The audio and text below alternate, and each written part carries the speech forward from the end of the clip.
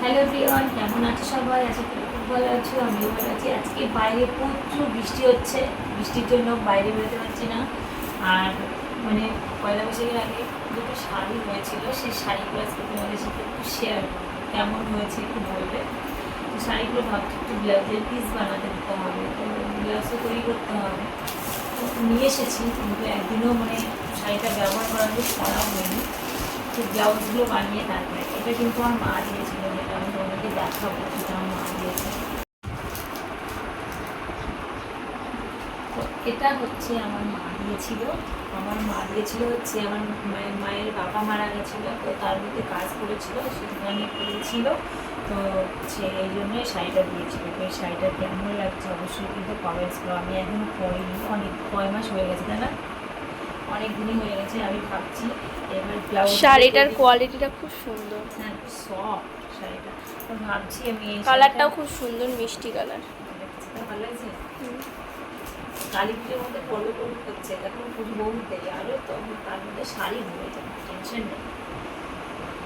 Guys আর একটা নিয়ে চলে এসেছে। হে হে, ওখানে তো দেখাই যাচ্ছে। এটা নিয়েছিলাম আস্তে করে পড়ছি, পয়লা বৈশাখে নিয়েছিলাম পড়ার জন্য, কিন্তু পড়িনি। কেউ জানে না, চুপি চুপি। চুপি চুপি গাইস, কেউ জানে না।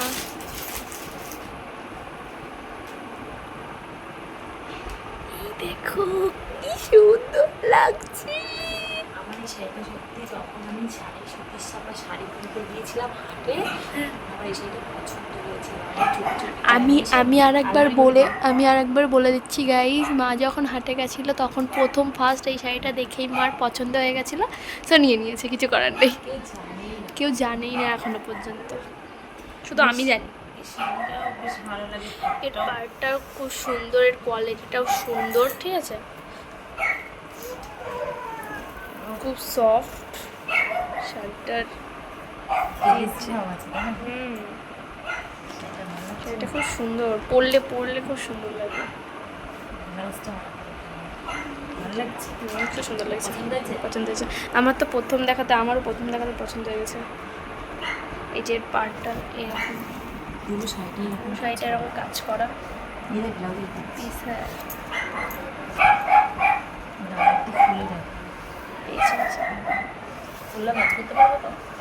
খুলতে হবে না, জাস্ট সেরকম করে দেখিয়ে দাও।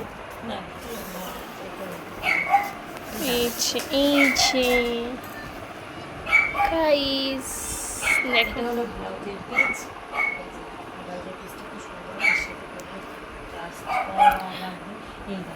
এখান থেকে পুরোটাই কাজ করে।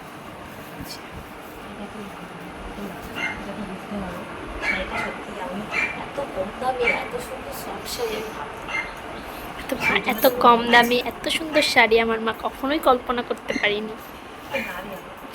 গাইস আমি ভাঁজ করে নিয়েছি, আর আমার মা, ওরে বাবা, কবে যে পরবো জানি না, ওটা আমি পরবো না, এটা আমি নিয়ে এসেছি বড় আশা করে। এটা ফার্স্ট আমি পরবো, তারপরে তাহলে ওটা পরবো আমি, ওটা ওটা ঠিক আছে। আমি এটা পরবো ফার্স্ট, তারপরে তোমাকে দেবো, তার আগে দেবো না।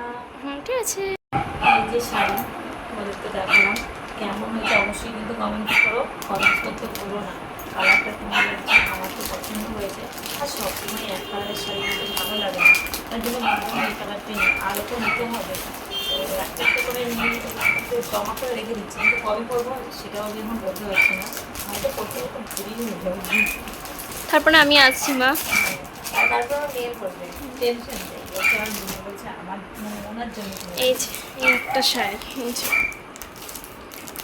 আর এই যে এই একটা, দেখি এই শাড়িটা ভেবেছি আমি পরবো, কারণ এই শাড়িটাও খুব সফট, খুব সফট। তোমরা মানে আমি হাত দিচ্ছি বুঝতেই পারছো, পাতলা হলেও মানে শাড়িটা কোয়ালিটিটা আমার কাছে খুব ভালো লেগেছে। এই যে এটা দিয়েছে একজন, এটা দিয়েছে একজন, এটা গিফটের শাড়ি। আর ওটা আমি কিনেছি। তো কেমন লাগছে শাড়িগুলো অবশ্যই কিন্তু কমেন্টস করে বলুন।